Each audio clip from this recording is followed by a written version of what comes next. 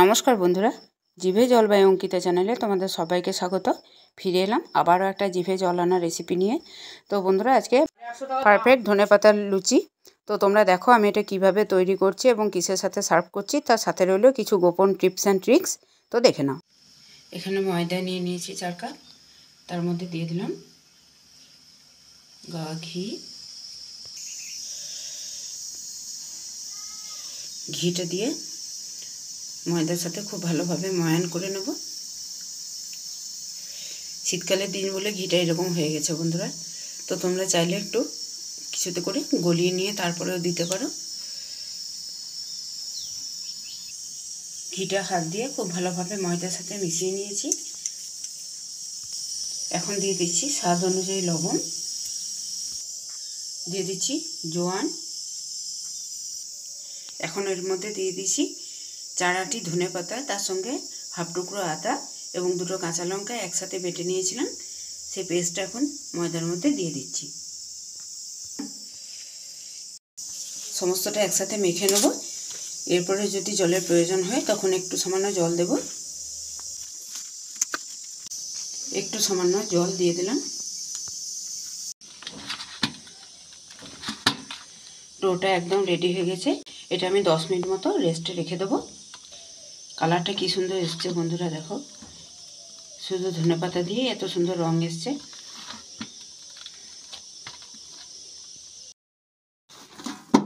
দশ মিনিট রেস্টে রেখে দেওয়ার পর আবার একটু হাত দিয়ে ঠেসে নেব।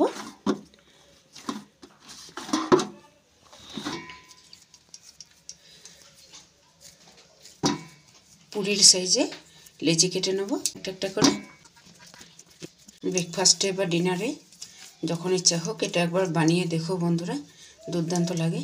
আর বাঙালিরা সবসময় কম্বিনেশন চাই যে কোনটার সাথে কোনটা খেলে ভালো মানাবে বা ভালো মুখে স্বাদ লাগবে। ভিডিওটা শেষ পর্যন্ত দেখতে থাকো। যেটা আমি কিসের সাথে সার্ভ করছি সেই রেসিপিও আমি তোমাদের সাথে শেয়ার করব এই ভিডিওতেই। ডো থেকে সমানভাবে একটা একটা করে লেচি কেটে নিয়েছি। এখন এগুলো বেলে নেব।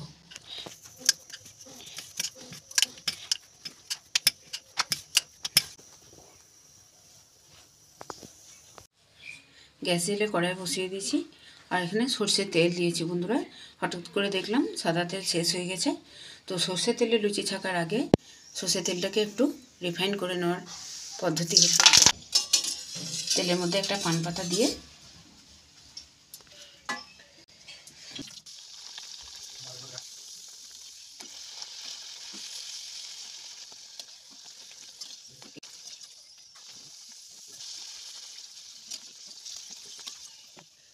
অনেকেই প্রশ্ন করবে বন্ধুরা যে সর্ষের তেলের মধ্যে পান পাতাটা কেন দিলাম। তো সর্ষের তেলের একটা কাচ্চি ঘানির যে ঝাঁঝটা থাকে সেই ঝাঁঝটা থাকবে না, আর সর্ষের তেলের যে গন্ধটা থাকে সেটাও থাকবে না। একদম মনে হবে সাদা তেলেই যেন ভাজা হয়েছে। তবে হ্যাঁ, রঙটা একটু এদিক ওদিক হতে পারে। তো তোমরাও যদি হঠাৎ করে লুচি বানাতে গিয়ে দেখো সাদা তেলে কম পড়েছে বা সাদা তেল হয়তো বাড়িতে নেই, তো সেক্ষেত্রে সর্ষের তেলে যদি লুচি বানাতে চাও তো বাড়িতে থাকা একটা পান পাতা তুলে দিয়ে তেলের মধ্যে দিয়ে তুলে নেবে। তাহলে দেখবে একদম সাদা তেলের মতনই লাগছে।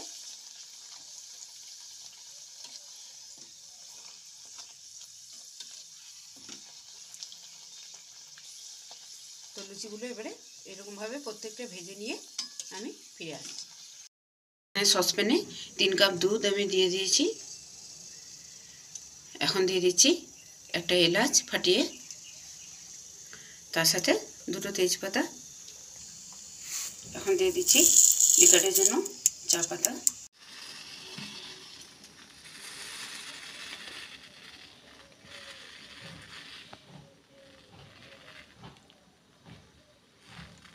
চাটা খুব ভালোভাবে ফোটানোর জন্য আঁচটা এখন কমিয়ে রাখবো।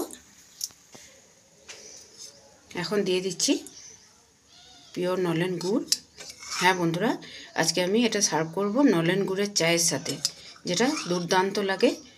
এই ধনেপাতার কুড়ি আর নলেন গুড়ের চা পারফেক্ট কম্বিনেশন সকালের ব্রেকফাস্টে। এখানে 4 চামচ মতো আমি নলেন গুড় দিয়ে দিলাম, যেটা পারফেক্ট মিষ্টির ব্যালেন্সটা হবে আর দুর্দান্ত সুগন্ধ উঠবে। এই যে এলাচ তেজপাতা তার সাথে নলেন গুড়,